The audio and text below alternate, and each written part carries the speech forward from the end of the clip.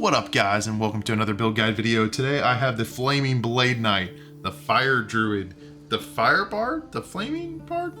I don't know, one of those things. We'll probably go with Flame Blade Knight. This build allows for a combination of Druid and Bard to actually use Flame Blade. Flame Blade seems like a waste of a spell slot.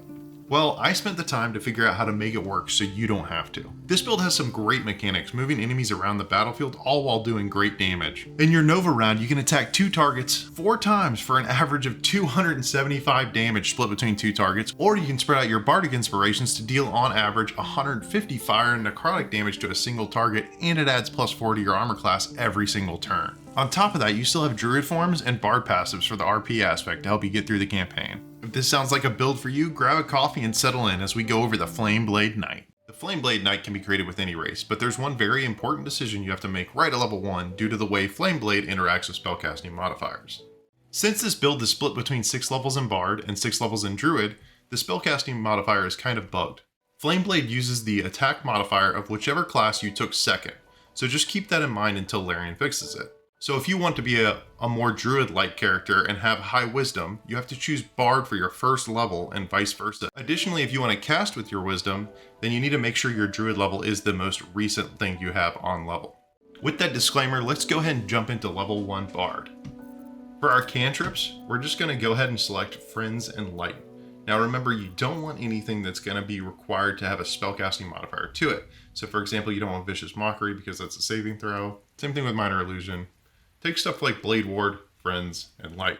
For our spells, we're going to follow the exact same thing.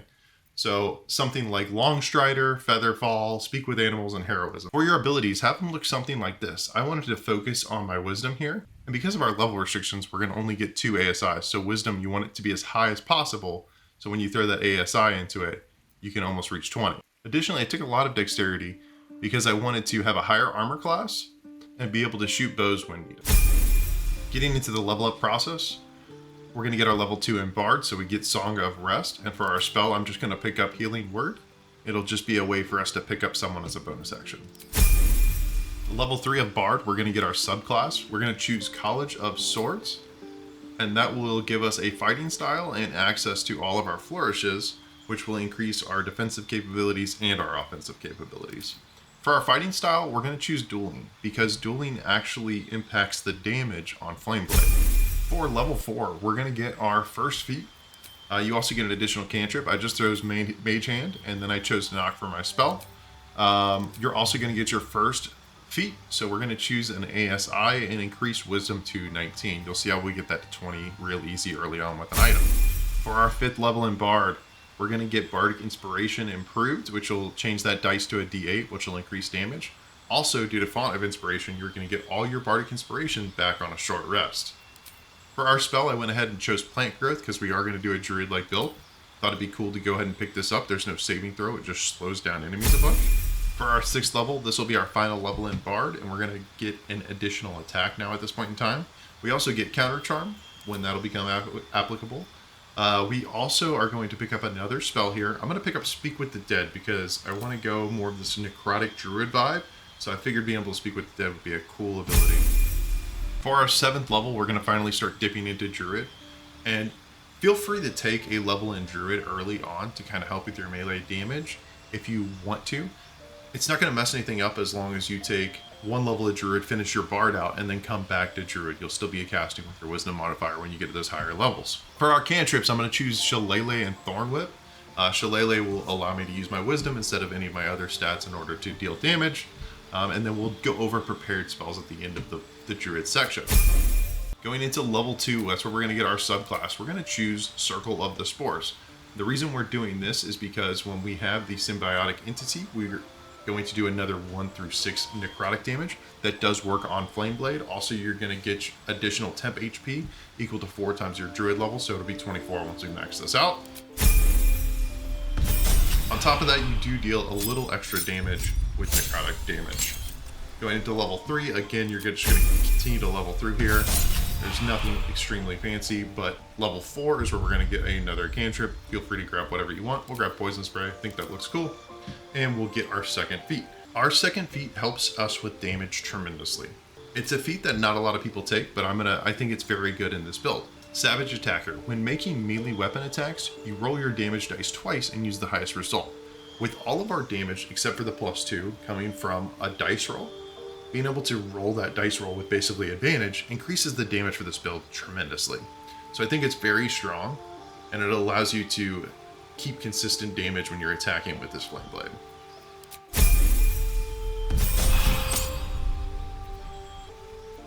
Going into level 5, there's nothing special. And then finally at level 6, we will pick up some more wild shapes, and we will also pick up fungal infestation, which lets us bring things back from the dead, which is really neat. Getting into equipment. For your helm, I recommend the Mask of Soul Perception. This gives you a +2 to your attack rolls and initiative. That +2 to your attack rolls does work for Flame Blade, which is really nice in this scenario. And also having higher initiative means you go higher up on the tracker. Also really good. For your cloak, just pick any cloak that you want. I have the Cloak of Protection on here. It's a great option, but grab whatever you feel like grabbing. For your chest, you want the Armor of the Spore Keeper. This gives you a +1 bonus to your spell save DC. It also gives you an extra necrotic damage every time you do necrotic damage. And because of the way that this class works, we're going to do 1d6 necrotic damage on every single one of our attacks. So it's an extra damage every time you attack. You also get access to the different spore types, Blubberbang, Tiamask, and Haste. So you can use Haste to give yourself a second action, which would allow you to have 4 attacks a turn. For your gloves, we have the Helldust gloves. These give you another +1 bonus to your spell attack and spell save DCs. The +1 bonus to your spell attack does not work on when attacking with Flame Blade. However, the Infernal Touch that deals an extra 1d6 fire damage with unarmed or with melee attacks does work. That being said, the only reason I'm running these is because I don't have access to the Wondrous Gloves. Those give you another bonus to your AC and another use of your Bardic Inspiration. I think both are pretty even when it comes to power. You're sacrificing a little bit of defensive power for offensive capabilities. So you'd be doing an extra 1d6 per hit, and the Wondrous Gloves gives you an additional Bardic Inspiration, which would be at least 1d8, maybe 2d8, depending on how you use it. For my boots, I went with the Helldust boots. You can't be moved by enemies, and you also ignore difficult terrain. And then when you fail a saving throw, you can also just succeed by using your reaction. Also, you get Hellcrawler, which allows you to basically Misty Step and then appear with some fire damage. Really cool ability, nice and on brand for our Fire Druid. For your jewelry, for your neck piece, you want to use Khaled's Gift. This gives you a +1 to your Wisdom, which will push us to 20, which will give us the +5 to hit with our Flame Blade. This one's really important. You get it from Jaheira's house in Act 3. For your jewelry, it's really dealer's choice here. There's nothing that I think is extremely powerful or necessary for this build. I currently have on the Risky Ring just so I was hitting more often to show off the build a little better. It is very good, but again, it is the Risky Ring. You get disadvantage on all your saving throws, which is, again, a huge risk when you're trying to run around, especially in the harder difficulties. The other item I have is Killer Sweetheart. It's just fun after killing a creature, being able to get an automatic crit. It's really nice. Now on to our weapons and shields. I would recommend for your weapon using the Staff of Spell Power. I currently don't have it equipped, but it does the same thing as the Legendary Staff. It allows you to cast a 6th level Flame Blade spell, and that way you can still let someone else in your party use the Legendary Staff. For shields, I recommend going with the Shield of Scorching Reprisal because it's on brand and you get it in Act 2. It does a little extra fire damage, increases your armor class for a bonus action. You can also use Catholic Shield or one of the +3 shields or an Adamantinite Shield. They're all very good. For your ranged weapon, you have 2 options. I went with the Deadshot, so you get +1 to crit. Don't worry about not being proficient with it. It doesn't matter. It's just there for the extra +1 to crit. You could also go with the Drakefire Shortbow. This gives you a resistance to cold and fire. And on top of that, you're going to get a haste spell, which doesn't really matter this late in the game because we're going to have haste spores, which is an AoE haste for everybody in the party. So for your early build, you want to run this as a bow martial character that just has access to some spells. I would go with the Helm of Arcane Acuity to help increase that spell save DC, especially since you're running Charisma, which you have no bonuses to. For your armor, you could start with Graceful Cloth or any medium armor at that point in time if you pick up a level in Druid. For your gloves, you really want those Wondrous Gloves. It increases an extra usage of your Bardic Inspiration. Necks and rings can be whatever you want. For your weapons, you do want something that's dexterity based. I would recommend some sort of rapier. That way, if you do cast Flame Blade, it disappears as opposed to going to your offhand like I explained earlier. And make sure you get a short bow.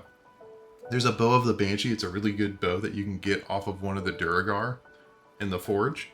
and it gives you +1 to hit on frightened creature. Also gives you a chance to frighten when you shoot them. It's a really nice bow.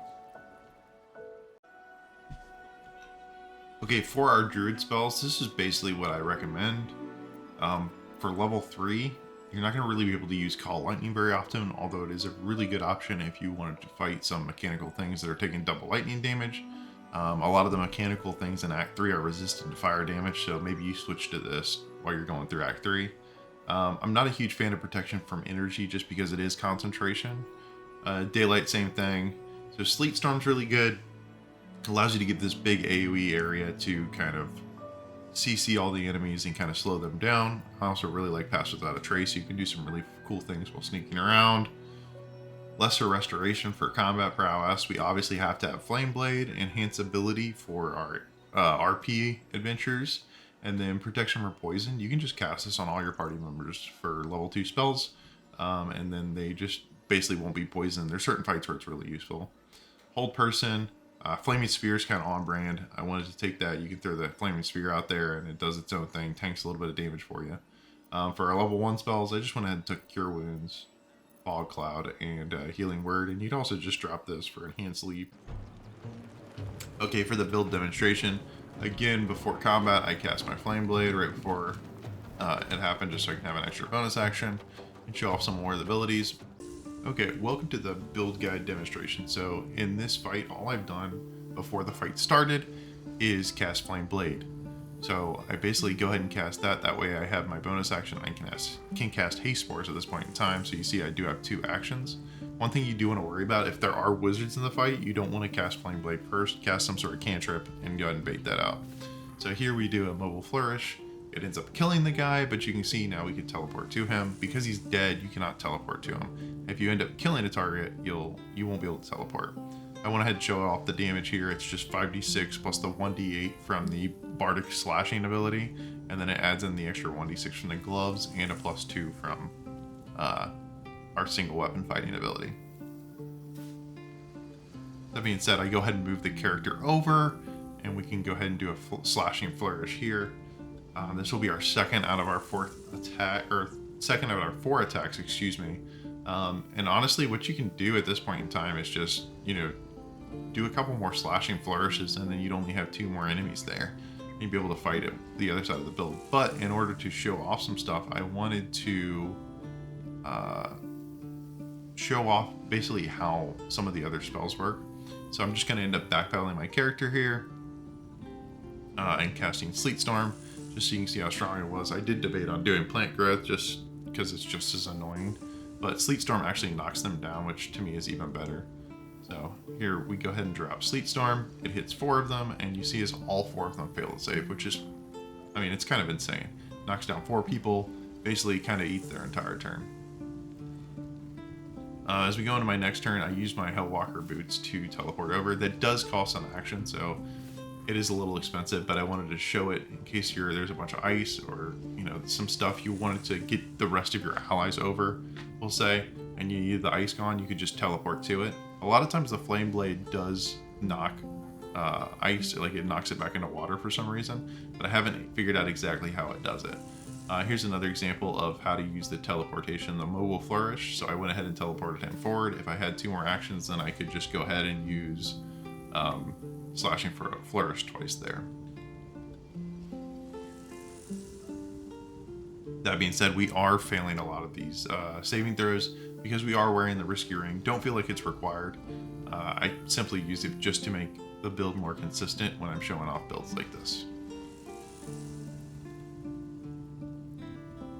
So coming back to my turn, for some reason I have Haste Spores again, even though it does say Long Rest. I can't figure out when it gives an extra ability of it or when it doesn't. So you kind of have to figure that out as you play. And we could just simply Slashing Flourish these guys right here, but instead I'm just going to go ahead and use some regular attacks just so you can see how that works. Because I can't actually get to the guy up in front. That's the one up in front is the one that has me ensnared. There we go. First attack kills the first guy.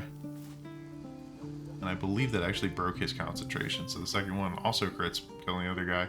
Now oh no, it did not break his concentration. So I don't have the ability to even get to this guy at the moment. So what we're gonna do is we're just gonna use what's the mobile flourish range. So basically it's gonna push this guy back even further, and then what we can do is teleport to him. But we actually killed him again. So it's kind of hard to show off some of the abilities in this when we're accidentally killing things. It just does such good damage, but it's honestly a really good problem to have, right? That we're doing too much damage here. Okay, let's dive into the nitty-gritty of how exactly the attack profile works. So it looks like when I'm doing my bardic flourishes, it's not adding a casting modifier to it, right? So you see, okay, well, we rolled a 19, plus 4 for proficiency, plus 4 for the worm, plus 2 for the helmet, plus 1 for the sword itself, because it's a +1 sword, and it gives you plus 30 to hit, right? Or 30 total here. So it'd be plus 11 to hit. But if you notice, I'm going to go down to a more recent attack. When I use just a regular attack, this was the second time I hit her, so I don't get the +4 from the other stuff, but I get my +5 from my wisdom. Same thing with this attack earlier. See, I'm getting my +5 from my wisdom. So the first time you hit someone, you're going to get +4 for proficiency, +4 for favorable, 2 for soul, 1 for the weapon itself, and then 5 for your wisdom. So for some reason, again, when you do a bardic flourish, what it's trying to do is it's trying to pull the spellcasting modifier from the bard class itself. So I have a +0. So if I were to increase my charisma, it would give my bardic flourishes a better chance to hit. Now it doesn't consume the bardic flourish if it doesn't hit. But if you're doing a slashing flourish and hitting 2 targets, that's a little bit of an investment, right? And that one is consumed no matter what. So you might want to actually look at doing the class as a charisma build. That being said, it is, without Hagter, it is impossible to hit 20 because you want the savage attacker. So you're going to be stuck with an 18 charisma, which is fine. You can just set it to 16 and then add your +2 with your 1 ASI. If you do that, what you want to do then is choose different bard spells. Choose spells that, you know, Vicious Mockery, the stuff that actually does stuff, and use your Druid spells. So go to our spell book real quick for Druid. For your Druid spells, you want them to be your support spells. So stuff like Pass Without a Trace, Protection from Poison. Flame Blade will still use your Charisma modifier as long as you take Druid first and then Bard second. So you don't have to worry about that for the casting bonus. But none of these interact the same way. These are all going to still be based off of Wisdom. So you'll notice if I do Healing Word, it'll do 1d4 and then plus your Wisdom modifier. If your Wisdom modifier is negative, it does subtract. It'll subtract 1 from Healing Word heal. So that being said, again, pick stuff like Fog Cloud. Flaming Sphere is fine because it doesn't actually. I don't think it uses your attack. I think it uses a standard one. You don't want to use Sleet Storm. You don't want to use Hold Person. You're really just using support abilities, right? So like Bark Skin, Enhance Sleep, Create Water, Good Berry, those type of things. Well, that about wraps up the video. Hope you enjoyed the Flameblade Knight. And as always, don't forget to like and subscribe so I can keep doing this for you guys. Thanks.